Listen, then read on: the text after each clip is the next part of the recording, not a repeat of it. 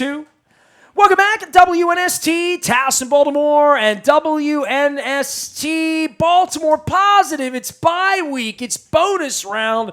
Don Moeller is here. We got to give some love to all of our sponsors from Jennings and the Jennings Burger and the chicken and waffles over at State Fair. I'll get back to all of that after I get back from my blue Hawaii, including the crab cake down at Fadley's. Look, this guy could be a guest any day, anywhere on my program, right? This is like a real journalist. This isn't a toy department guy. But he loves the Ravens. You know what I mean? It's a real guy. Listen, last thing I knew, Tom LoBianco was running around Annapolis trying to cover state politics. Next thing I know, he's the darling of cable news. So welcome, Tom LoBianco. Tom, I love having guys on that know everything about Mike Pence and still listen to my program. I tell you, it's great. Yeah, that's right. Yeah, there you go. I'm sure Pence has never been to Fadley's, but, maybe that would fix some things, right? Well, it depends whether there's females and males mixed in there or not. Look, we'll get to the book. The book is Piety and Power. You're a local author. The books are, recently out. We've got impeachment every day. Lord knows when anybody's listening to this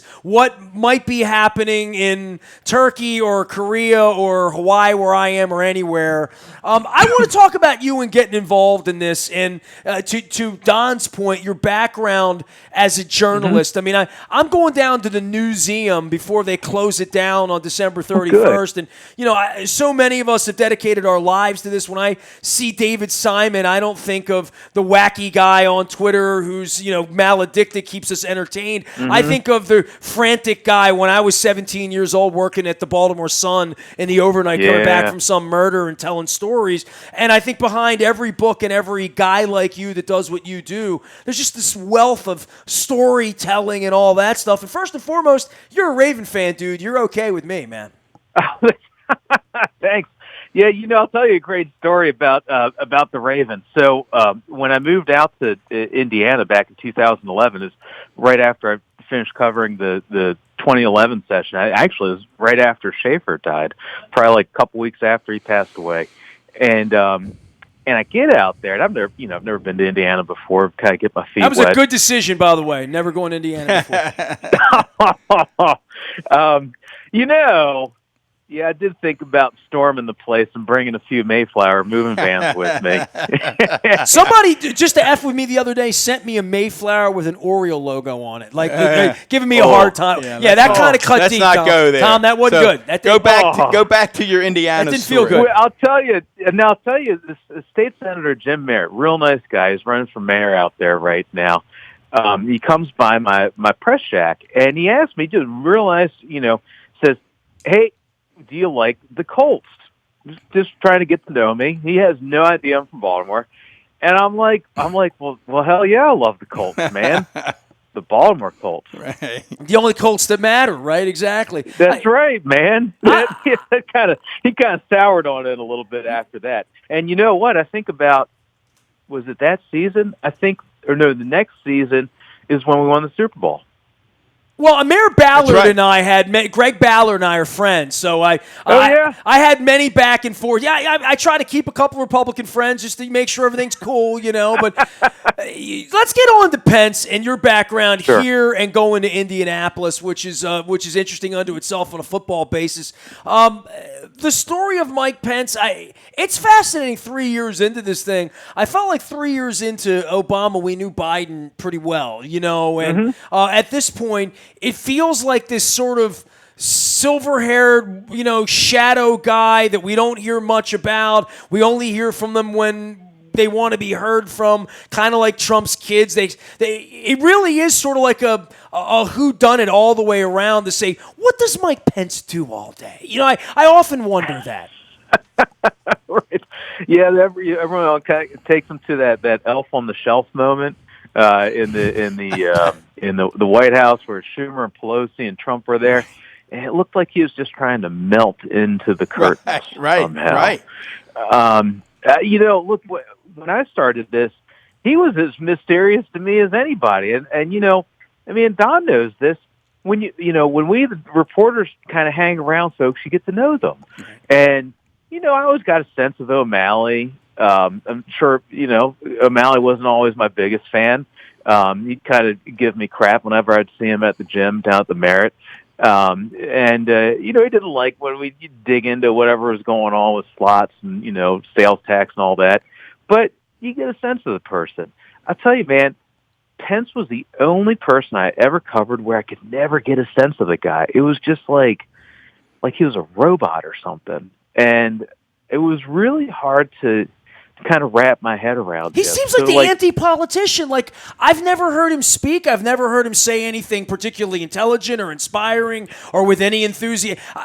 It's fascinating who people do vote for because he seems like he could never run for president. You know what I mean? Literally, there is no charisma. And again, 3 years into that, I know more about Melania. I've certainly seen more pictures of her. Literally. And I find that to just be fascinating as a kid that grew up with, Mondale and George Bush, who then went on to become that the vice president was sort of a significant dude back when I was a kid to some degree, right? Maybe Lyndon Johnson all the way on, right? Where was the refresh our memory for our listeners, Tom? Where was Pence? Which role was he when you started covering him? So, the reason I went out to Indiana was with the Associated Press was because they needed a State House reporter to cover Mitch Daniels because it looked like he was going to run for president.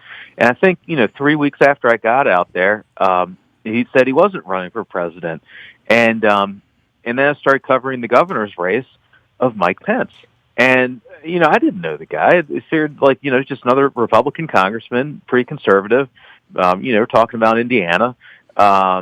Pretty red. Didn't really think too much of him. I knew that he was very disciplined in the messaging, but the first campaign thing I ever covered with him in June 2011, I listened to him, and he was so on message and so flat that I was like gouging my ears out almost. I'm like, man, I'm going to have to cover this guy for at least another 4 years.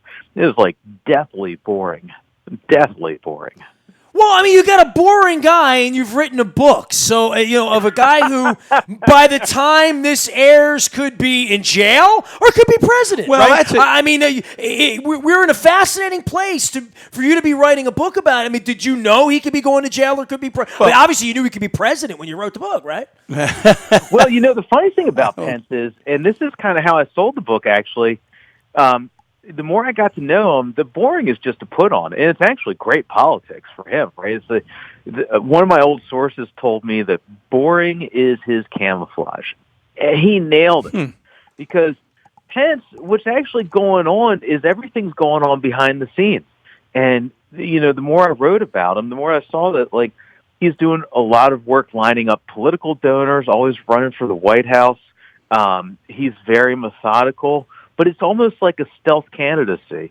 And that was really, I think that's part of the reasons we were able to do a book on him was because there's just not a lot known about him, is that there's not very much on him. And he's super important. I mean, look, this guy, you don't get to be vice president by doing nothing.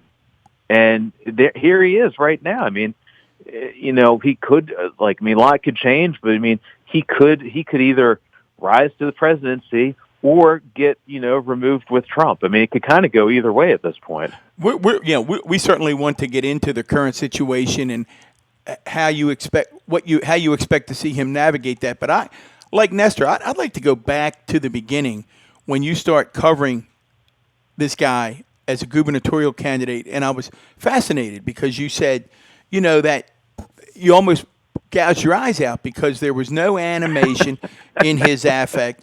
There was no am I right, Tom, to say that when I look at him and I think typically of campaigns I've worked on, leaders that I've worked with, most of them have to have some level of charisma. And that was exactly the word I was looking for. I don't mean this as a criticism of Mike Pence, but I don't think you'd ever look up Mike Pence in the dictionary and see charisma. Yeah, right. Well, look, the reason I got into covering politics, one of the reasons I enjoyed it so much is you guys remember the story of when William Donald Schaefer outs Paris Glendenning's affair with his deputy chief of staff in public at the Board of Public Works meeting? I'm like, man, you can't. Right. Can I curse on here? Am I allowed to curse on? How about your license, Nestor? I don't know. Go for it. You can't make this stuff up, right? Is that? I'll just say that thing was incredible, and I was like, I want to cover that. So to go from that to Pence is very disciplined, and he's so good at being disciplined, and I think that it was kind of a challenge, right? I mean, you know, you guys know, I mean, Nestor, you're a reporter. Don, you've been around reporters for forever. You know, we love we're like a dog who needs a bone. And I looked at Pence and I was like, man, this guy is so locked down that, like, I got to pull the mask off and see what's really going on behind him. And I'll tell you something I found.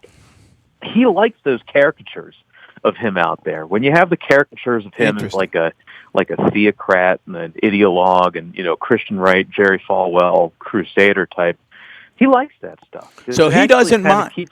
Go ahead, Tom. Right? I'm sorry. Yeah, because it keeps his base with him. It keeps his political base there. But you know what I found when I worked on this and pulled it apart was he's not a theocrat at all. He's not an ideologue. He's an opportunist. Interesting. So he doesn't mind, for example, I mean, it's one of the things that talk show hosts and Stephen Colbert and others, they love to talk about that he refers, it's Karen, right, is his wife's name. Mm-hmm. He loves to refer to her as mother. Now, I don't think we've heard that since, you know, the movie Witness or something. I mean, who calls someone mother? So are you suggesting that the whole calling his wife Karen mother is part of this sort of persona that he likes to put out there? Well, that's a little yes and no. No, let me put it to you this way. So I'm on in Baltimore, and I'm dropping my T's a little bit more, and I got a little more twang, right, in my voice. Because here I'm in Washington, right? And like whenever I'm around, you know, other people from Washington, you know, we just kind of talk normal. But if I see someone from Baltimore down here, and, you know, it's only 45 minutes away, but it might as well be a world away, you know, kind of talk more Baltimoreese. Well, we had Ben Cardinal last week. He calls it Washington, so I knew he was from Baltimore, right? Yeah, right, exactly. Yeah, exactly. And that's the thing, right? But, you know, the funny thing is, like, I go home or whatever, like, I don't really put on the O, you know? Like, I don't do it as much. And I think that's what Pence was doing with Mother, because when he comes out here, he doesn't start calling her Mother until he moves to Washington. At least that's what his friends tell me. And I think it was interesting, right? That's an interesting take. Yeah, is he playing the part of Mike Pence to some? I mean, is that that's what right. you're literally? Yeah, no, it's so meta. It's hilarious, right? Like he's playing the part of the stilted politician. It's like, yeah, absolutely. Well, how does this translate, Tom? This is so fascinating. And by the way, the book, but Mike Pence and the taking of the White House. Tom LoBianco is here, a longtime Baltimorean. Get to the bookshop, get to Amazon, wherever you get it. Get this book. It's a fascinating study. How does this, Tom? Again, it's the politics of it that fascinates me. How does this personality translate into someone who was a real force, right, in Indiana politics? Oh yeah, he's very good at the inside game, and you know, look where he starts out. And I didn't understand this before I started reporting the book. And you know how it is. You put stuff in a chronology, and it starts to make more sense to you. He actually gets his start in Dick Lugar's political machine back in the 80s, and this is like, I mean, it's not like the Richard J. Daley machine or like the Irv Coven's machine, but, you know, it's kind of a smaller version of those. I mean, it's back when machine politics was the thing. And he gets his start as a foot soldier. And the first two races he runs for Congress back in 1988 and 1990 is as he moves up from a precinct committeeman, the loyal foot soldier in the party machine, to running for Congress. And he's an inside guy. I mean, he gets the way those first two runs work is that all the political donors clear the field for him, clear the Republican field at least. When he runs again in 2000, the same thing happens when he runs for governor. I'll tell you a great story. This is in the book, and it has to do with the side effects of running the inside game so well. In 2010, when he's going to run for governor. He's trying to decide whether he's going to run for president or governor.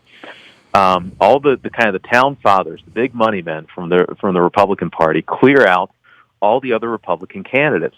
including Indiana's House Speaker, a man named Brian Bosma. And, Don knows this from being around Annapolis. Every House Speaker in the world thinks they are the governor. Maybe it's Mike Miller. I think Mike Miller might. Well, let's say the two Mikes. There was a two-headed governor when the two Mikes were there. Right. So they push out a man named Brian Bosma out of the field. He's the House Speaker of Indiana. Bosma is pissed, and he never forgets this. So out in Indy, they'd have a local gridiron dinner, which is a great roast of the politicians. And in 2012, Brian Bosma gets up on stage, and he starts going through a roast of all these different people, and then he gets to Mike and Karen Pence, and he describes a scene. He describes a scene where the cops are called to the Pence's house, and it's a very dark scene. And they go up to the house, and they say, and they see the garage door banging up and down, open up and down, and something is amiss.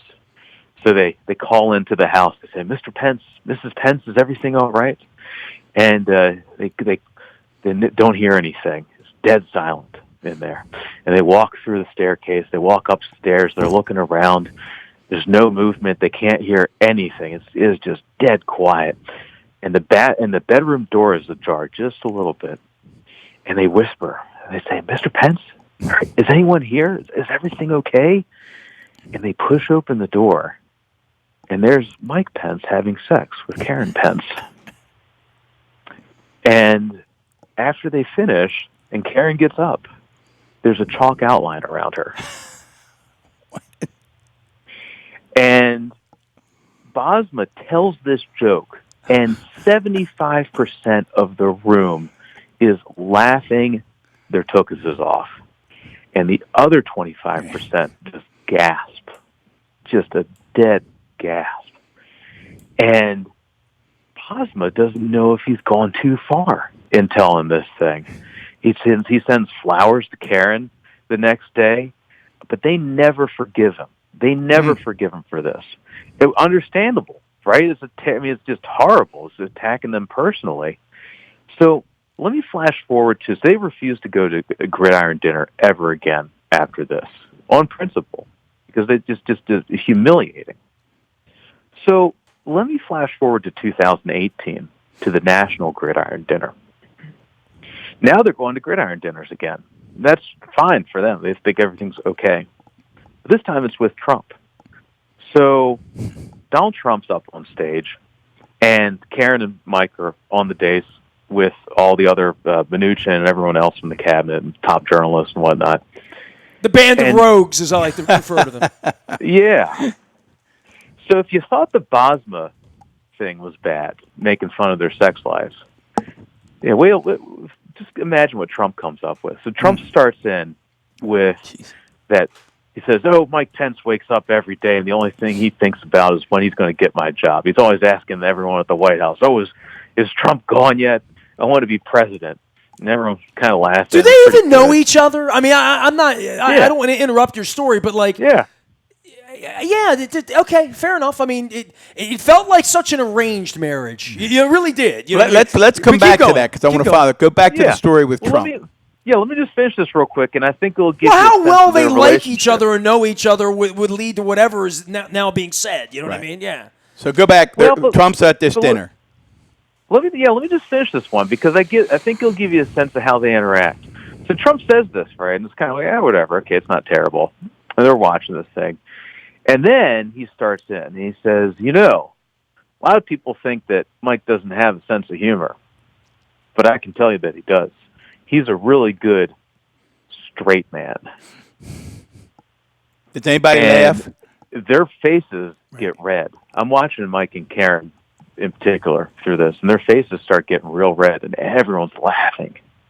And Trump hits it again. He says, "Oh, he's just so straight. Isn't that right, Karen? Just the straightest." And he's humiliating him in a way even worse than Brian Bosma did just 6 years earlier. I don't think that, and I think that there's more to it than just a roast, right? What's the rule? Singe, don't burn. I mean, Trump is burning him. Well, he has but that's Trump. I was going to say, Tom, I remember him. What was it at what was the dinner? Was it the Jefferson Jackson dinner, whatever it was? But where Trump tried to speak one day and they tried to script jokes. He's not, of his many flaws, and obviously I think he has many flaws. Mm-hmm. Lack of humor is near the top of the list.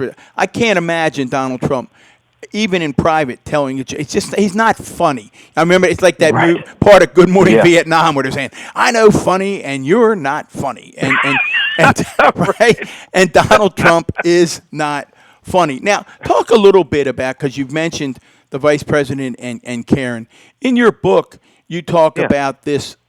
What aides learned early on was that Karen was the audience of one, that she had the vice president's ear like no one else, and you had to identify who the Karen whisperer was. Talk a little bit about that. Yeah. Oh, it's huge. Yeah, when I was covering him early, I used to think there were 3 people in the inner circle, and it's one of the tightest political circles I've ever seen, is Mike Pence, Karen Pence, and the longtime chief of staff, Bill Smith. But later I found out that it's even tighter than that. It's really just Mike and Karen at the center of things. Nobody else in there. And Karen is the sole gatekeeper to Mike. And it used to be that Bill Smith, the former chief of staff, and he was a Christian right guy, he's a James Dobson type, that he would control access to Karen. But later, a guy named Marty Obst, OBST, and this is important for your listeners if they want to understand politics in Washington and just get to know him. He starts to control access to Karen Pence. And what's funny about this is that the Trump people had trouble understanding Pence's world and getting through to Pence. So what they started doing is the Trump campaign people started working through Marty because he could get Karen to agree to things. And they started referring to Marty as the Karen whisperer.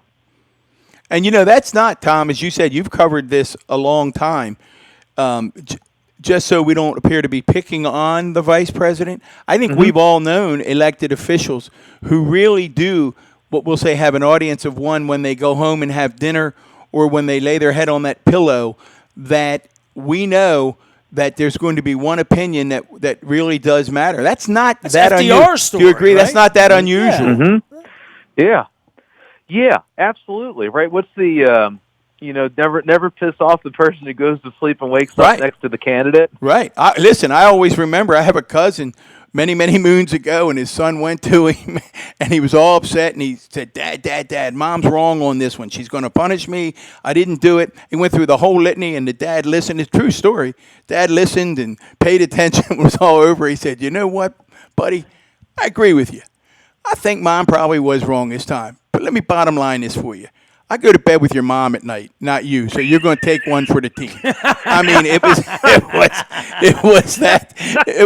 that straightforward. Now, fast forward to Nestor. I want to reset. Tom LoBianco here, Mike Pence, and the taking of the. No, he's not Mike Pence. He just wrote about him. Go back. Well, this is, I think, where you want to go, Nestor. So we're fascinated now, Tom. Nobody, truly. Mm-hmm. I mean, that's why you're all over cable news. As I said, you're the darling. You get up early for Morning Joe. How do they treat you on Morning Joe? They treat you nice on there? Oh, they were great. The funniest thing in the world was talking with Michael Steele.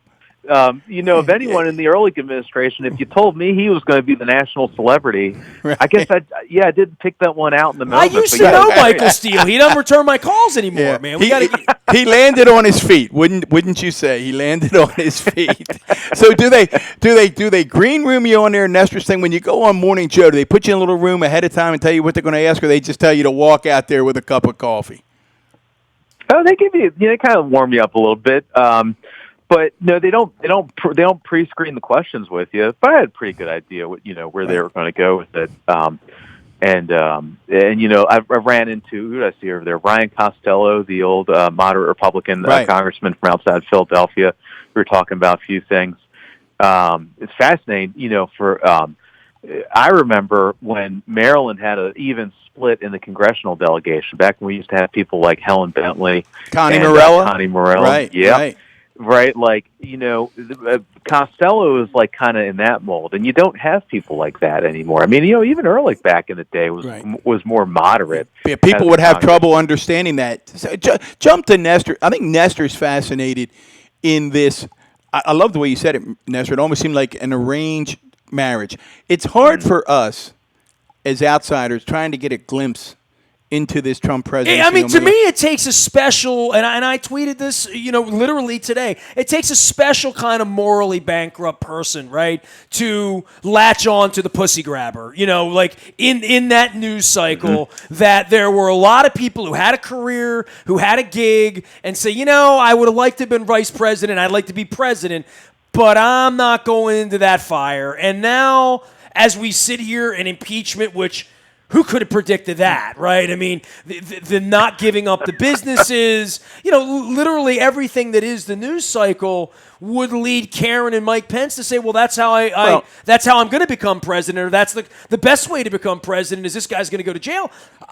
It feels to me like the dogs are going to be right behind Mike Pence, that if Donald Trump finds himself guilty of whatever he's guilty of at this point, including admitting he's guilty, that Mike Pence saying he wasn't on the call and wasn't aware of this, it would feel to me like there will be a target on him next.